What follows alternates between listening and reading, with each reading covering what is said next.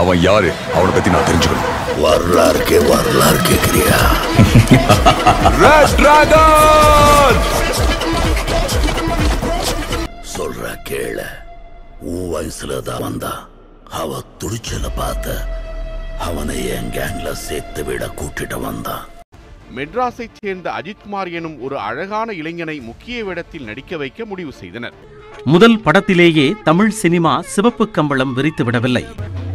அது எவ்வளவு பெரிய தப்புன்னு ஏகே ஒரே நாள்ல எனக்கு புரிய வச்ச. இன்னைக்கு எவ்வளவோ ப்ரமோஷன்ஸ் பண்ணி கூட படம் ஓரளவுக்கு ஓடுது. எந்த ப்ரமோஷனும் இல்லாம சூப்பர் ஹிட் கொடுக்கறது அஜித் தான். இது எம்ஜிஆர் ரஜினிக்கு அப்புறம் இவரால தான் முடியுது. சரி, நீங்க சொல்றதெல்லாம் லோக்கல் பாம்பே சம்பவம். அவன் இந்தியால வேணா பெரிய கேங்ஸ்டரா இருக்கலாம். இந்நேரம் சைமன் ஏகேவை முடிச்சிருப்பான். கொஞ்சம் பின்னாலே பாருங்கண்ணா. ரஜினியின் பேட்ட படத்தை பின்னுக்கு தள்ளி அஜித்தின் விஸ்வாசம் திரைப்படம் தமிழகத்தில் வசூலில் முதலிடம் பிடித்துள்ளது. ஏகேவை கொல்ற அளவுக்கு தைரியம் வந்துச்சாடா? சைமன், நீ எவ்வளவு பெரிய இன்டர்நேஷனல் கேங்ஸ்டர், ஒரு லோக்கல் ஏகே பார்த்து இப்படி பயப்படுறியடா? யாருடா லோக்கல் கேங்ஸ்டர்? உனக்கு அவர் ஏகேவா தான் தெரியும். ஆனா எங்களுக்கு தல அஜித்.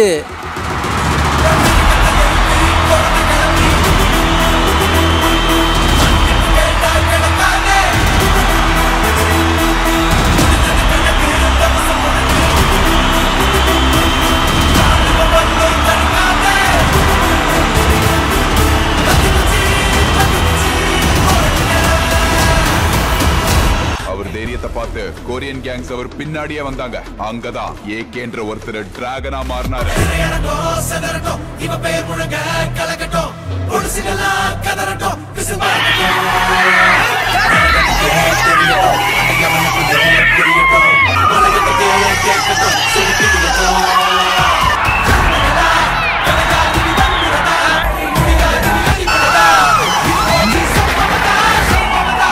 எல்லாரும் அவங்க குடும்பத்தை போய் பாருங்க. இனிமே யாரும் பின்னாடி வராதீங்கன்னு ஓப்பனா சொன்னவர் தான் ஏகே. ரசிகர்களை ஓட் பேங்கா பார்க்குற நம்ம தமிழ்நாட்டில் எனக்கு ரசிகர் மன்றங்கள் வேண்டாம், ரசிகர்கள் மட்டும் போதும்னு தன்னுடைய அத்தனை ரசிகர் மன்றங்களையும் கலைச்ச தைரியம் அஜித்துக்கு மட்டும்தான் உண்டு. தொழில பீக்ல இருக்கும் போதே எல்லா கிளப்ஸையும் கலைச்ச ஒரே கேங்ஸ்டர் ரெட் டிராகன் ஏகே மட்டும்தான். மொத்தம் 900 பேர் கலந்துகிட்ட அந்த கன் ஷூட்டிங் காம்படிஷன்ல பட்டாசு மாதிரி பட்டைய கலப்பின தலை 10 மீட்டர் கன் ஷூட்டிங்ல கோல்டு மெடல் அடிச்சு அரங்கத்தையே அலற விட்டாரு. ஒரே ஒரு மெடலோட விட்டு அப்புறம் தலையோட கெத்து என்ன வருது? உடனே சென்டர் ஃபயர் பிஸ்டல் 32 காம்படிஷன்ல 25 மீட்டருக்கு ஃபயர் பண்ண அஜித் வெற்றி நடை போட்டு வெள்ளி பதக்கத்தை தட்டினாரு. நெக்ஸ்ட் சென்டர் ஃபயர் டீம் ஷூட்டிங்ல ஒன்ஸ் மோர் கோல்ட் அடிச்ச தலை ஸ்டாண்டர்ட் பிஸ்டல் 25 மீட்டர்லயும் கோல்ட் அடிச்சு ப்ரொஃபஷனல் கன் ஷூட்டரையே தெரிக்க விட்டார். ஆஸ்திரேலியாவில் நடந்த ஆளில்லா விமான போட்டியில் நடிகர் அஜித் அணிக்கு 2வது இடம் கிடைத்துள்ளது. சென்னை அண்ணா பல்கலைக்கழகத்தின் MIT-யில் ஏரோநாட்டிக்கல் பயிலும் மாணவர்கள் ஆளில்லா விமானங்கள் குறித்து ஆய்வு செய்ய தக்ஸா எனும் குழுவை உருவாக்கினர். இந்த குழுவின் ஆலோசகராக நடிகர் அஜித் நியமிக்கப்பட்டுள்ளார். ஆஸ்திரேலியாவின் குயின்ஸ்லாண்டில் நடந்த ஆளில்லா விமானங்களுக்கான போட்டியில் தக்ஷா குழு பங்கேற்றது. இந்த போட்டியின் இறுதிச் சுற்றில் 8 நாடுகளைச் சேர்ந்த 11 குழுக்கள் தேர்வான நிலையில் அஜித் ஆலோசகராக இருந்து வழிநடத்திய அந்த குழுவுக்கு அந்த சர்வதேச போட்டியில் 2வது இடம் கிடைத்துள்ளது. போட்டோக்கு போஸ்ட் பண்ணா மட்டும் இல்ல, போட்டோ எடுத்தாலும் தல அஜித் எவ்வளவு அழகா இருக்காரு தெரியுமா? பாருங்களேன், blue colour t-shirt, cream colour shorts, செம்ம ஹேண்ட்ஸம் இல்ல?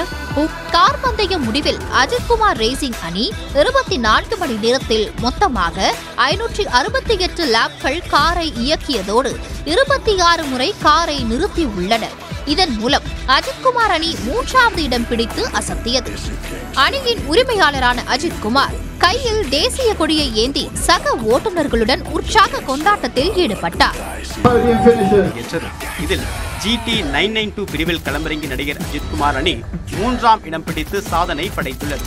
இதனைத் தொடர்ந்து பரிசு வாங்க மேடை ஏறிய நடிகர் அஜித் இந்திய தேசிய கொடியுடன் சென்று பரிசை பெற்றார். இந்த காட்சியை அவருடைய ரசிகர்கள் சமூக வலைதளங்களில் பதிவிட்டு தங்கள் மகிழ்ச்சியை வெளிப்படுத்தி வருகின்றனர். சர்வதேச அரங்கில் இந்தியாவுக்கு தொடர்ந்து பெருமை சேர்க்கக்கூடிய வகையில் நடிகர் அஜித்குமார் நடிகர் அஜித்குமாருக்கு பத்மபூஷன் விருது வழங்கப்படும் என அறிவிப்பு வெளியாகி இருக்கிறது.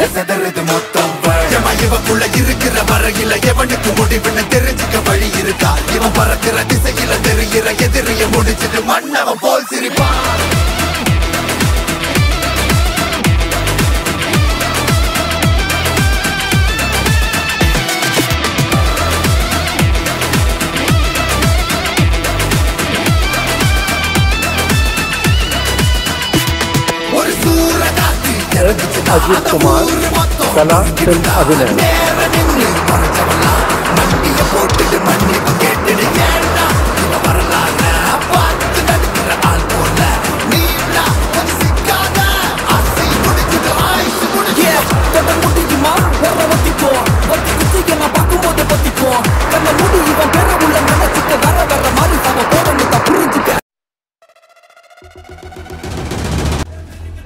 விட்டுட்டு போன பவரை புடுங்க வந்திருக்கானோ?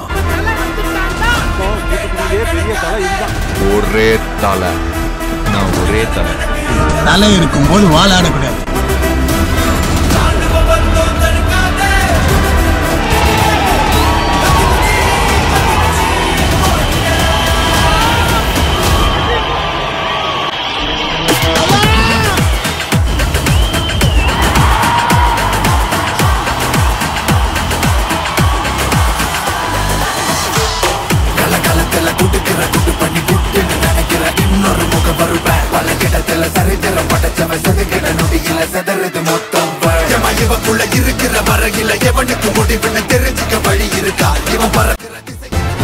பாம்பேயை பார்க்கணும்னு ஆசைப்பட்டீங்க, இப்ப மொத்த பாம்பேயும் உங்களை பார்க்குறீங்க.